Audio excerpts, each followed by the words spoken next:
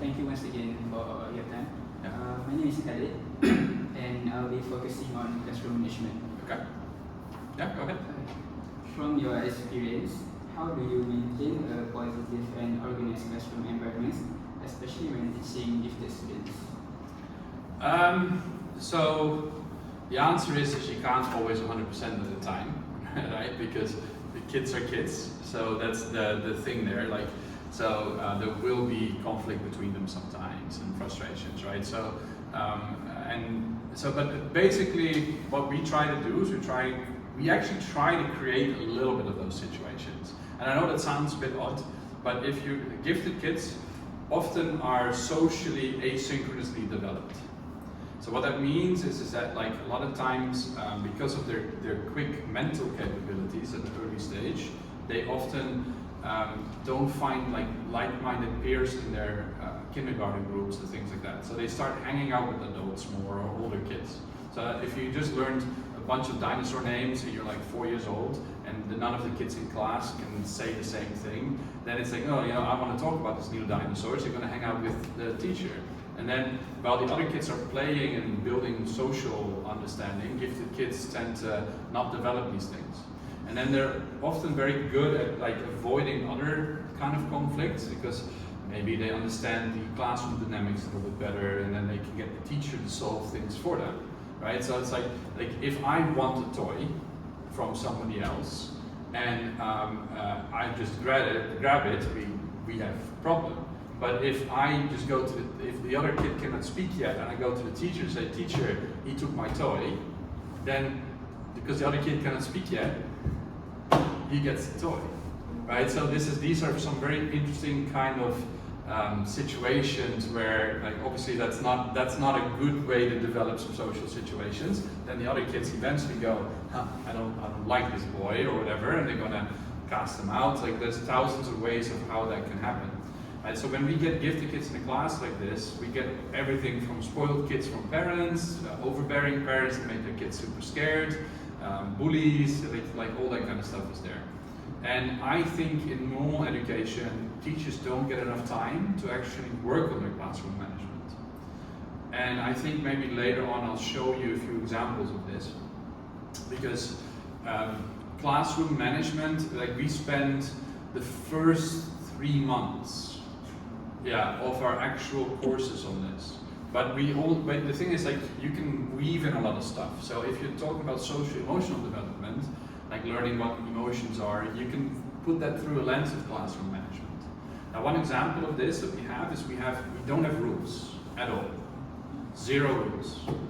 And that's because rules can be broken. So if you're very clever about stuff, it's like don't run. Yeah, but you can speed walk somewhere, and then it's like, oh, then what? It's like, okay, they can make it really difficult. And that's what you tend to see in a lot of schools, thousands of rules, and that's all a rule that because somebody broke it, they just wrote the rule down, and then it keeps going, and at the end, nobody knows all the rules, not even the teachers, right? And then it's like, oh, here's an obscure rule that doesn't make sense, and here's something there, and then if one of the kids finds it out, he can use that to his advantage. That's just not good. But the reason why people get upset is not because people break rules, but because you break each other's values, right? So it's values that really underpin why we have these rules. So if I say, okay, we have a shared value about cleanliness, then we don't need rules to manage each other. We just have to agree first on what cleanliness looks like as a positive standard. Because a rule is very negative. Don't throw rubbish on the floor. Yeah, but it's let's keep the floor clean means thousands of things. It doesn't mean throw rubbish on the floor. It also means help it mop or things like that. There's more things to that, and you can make those standards a lot higher in a way. Now you can put that in a fun format where we say, okay, where else do you find values? Now you go back to ancient time, history and stuff like that, and knights used to have emblems on their shields that represent a value. So lions for bravery, like owls for wisdom, and so on. Right? And then we get these kids to look up these particular values, the imagery that comes with it. We let them find the Latin phrases that come with it too, and then they make a shield that is theirs. And everybody does that for so the whole class decides what are the values that we want to have. And then you'll come up with like 7 to 10 values, depending on how many kids you have. And then we say, okay, these are our values, and we've turned a value lesson into history, arts and crafts, basically like talking about social emotional development, and then finally the class management part. So that's why, I'm saying that you can spend 5 hours or 5 sessions on that, or 5 weeks. It's okay, because there's lots of ways that you can do that and have class management stuff coming in. And because you're asking the kids, what are your values? What do we want to do as a class? Like, what do we want to look like? All of a sudden, it's their stuff. So it's very student-centered. And if we it also means that if we find that we're missing something, like a value, you can always bring it up later and just bring it back in and do another one. New kid comes in, right? We're missing respect. So yeah, does that answer your question? Yeah. So basically, it's about giving them enough structure while still letting them go freely. Yeah. So agency is a massive important part. Like with gifted kids, when you look at the academic works and you start reading about it, you'll see that the biggest concern that gifted kids have, and that most researchers run into, is that the gifted kids feel they have no agency. So everything that we do always has a form of a choice in it. And that's important, because one of the things that we inflict on kids is that we tell them, you have to go to school. You don't go to school, the law gets involved. Right? So it's not like, none of this is voluntary. People have to go to school by law. Now you guys are now students, so you had a choice. But primary school, no choice. And then what happens is if you don't do the things you're supposed to do, unfortunately, in Malaysia, a lot of people still get hit with rulers, not necessarily with rotans, but I've seen schools with rotans. We've just had a prominent minister say we should bring rotans back. And if you guys look at it from the psychological perspective, it's like there's not a single study that shows that there's a positive effect to hitting kids when it comes to learning things. Right? And it's just attributed, it's almost like they're having the causal relationship between bad behavior in school, right? And rotans are not the same to me.